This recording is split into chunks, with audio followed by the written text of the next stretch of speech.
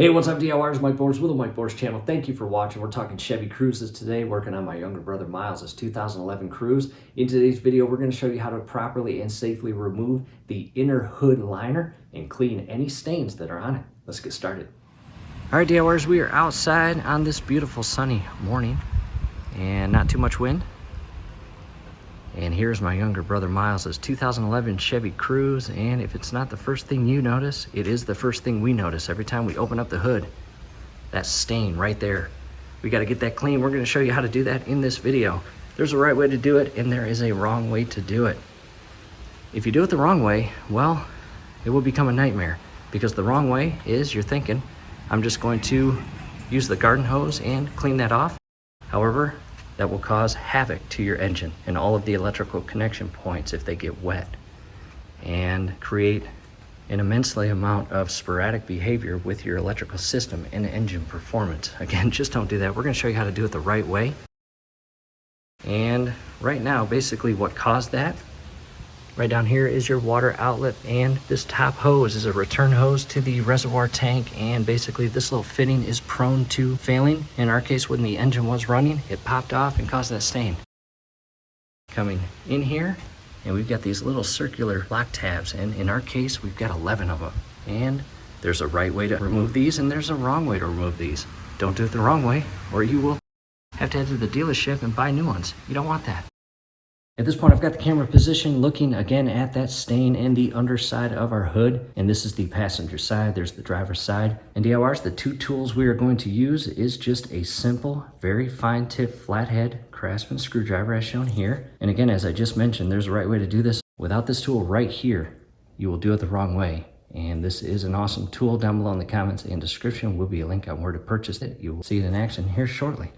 However, first I will remove this plastic lock plug as well as this one down here. And let me scroll in.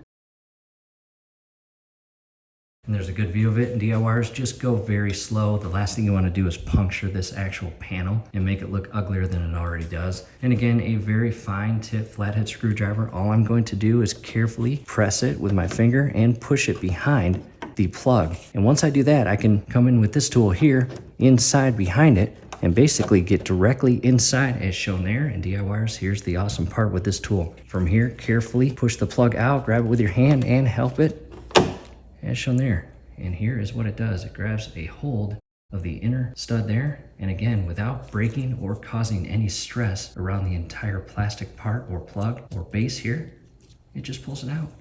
No damage.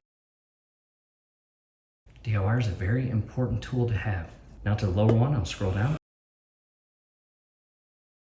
As you see right here, again, same thing. I'm just going to carefully insert that screwdriver behind the plug and use the tool, come underneath, and same thing. Get it inside and assist it out. Again, do your best not to damage or harm the panel. And again, no damage whatsoever to the entire plug. A very important tool, DIYers, to have. Again, down below in the comments and description for this tool. Now to a different camera angle, and I will show you this one as well. I'll scroll in now. And again, same thing, flathead screwdriver, carefully get behind the plug, come in with the tool, and properly set the tool on the inner plug or stud. And again, without damaging or putting too much pressure on the panel, go ahead and push the plug out so you can grab it by hand and assist it out. There it is. Again, no damage whatsoever to the plug. And I've done 3. I've got 8 more to do.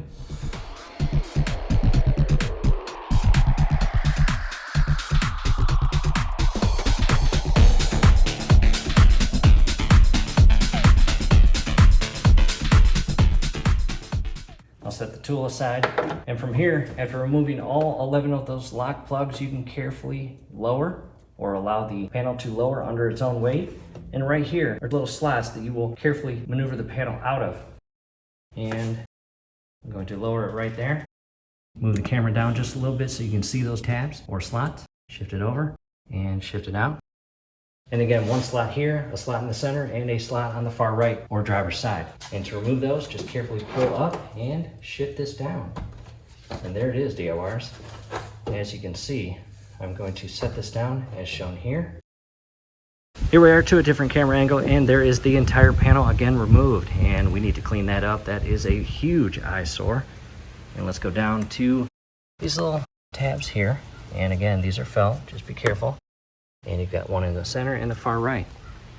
And those will tuck in to their respective slots upon reinstallation of this part. In addition, again, the importance of purchasing the right tool.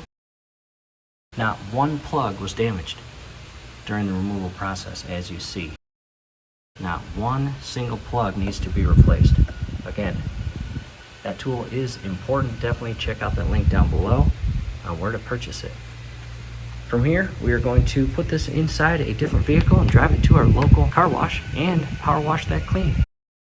DORs, we're at the car wash, and again, this is an auto wash, and we are going to insert some quarters in the machine, activate the power washer, and carefully remove that stain.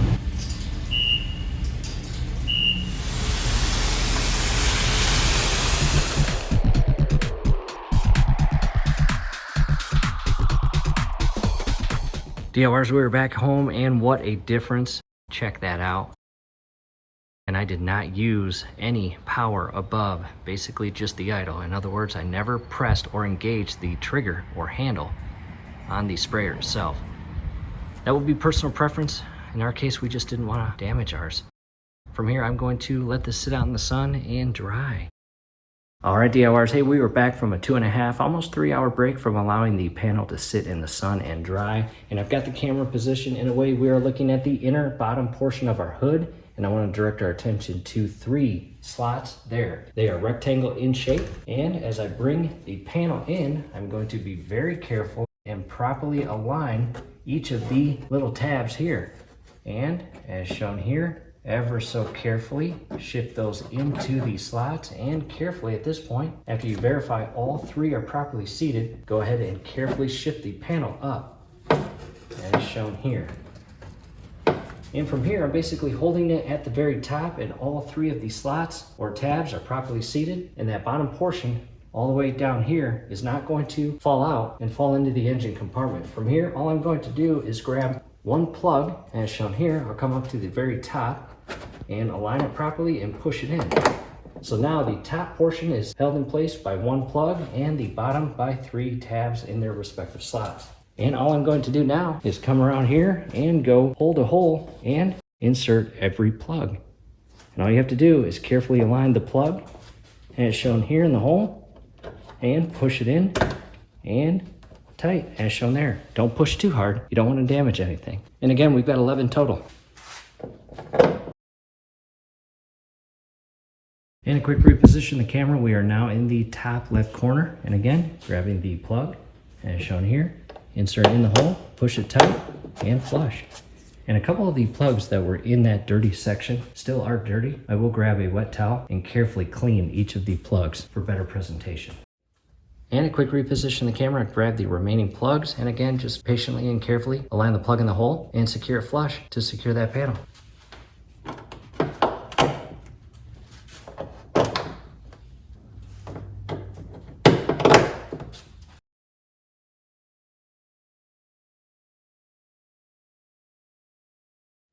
At this point, DIYers, all I'm doing again is cleaning the plugs, and everything is re-secured properly.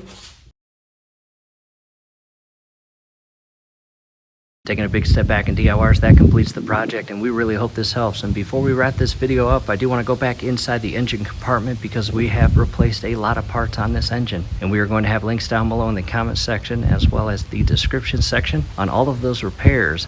In addition, coming over here, I've got a 91 Z24 Chevy Cavalier on skates, and you can see the skates right there, basically roller skates on a steel panel. And long story short, DIYers, I'm not a strong guy, but I can walk up to that vehicle, grab it with 2 hands, and move it from that spot of the garage over to this spot of the garage, or all the way over to the other bay. However, again, let's head back inside the engine compartment.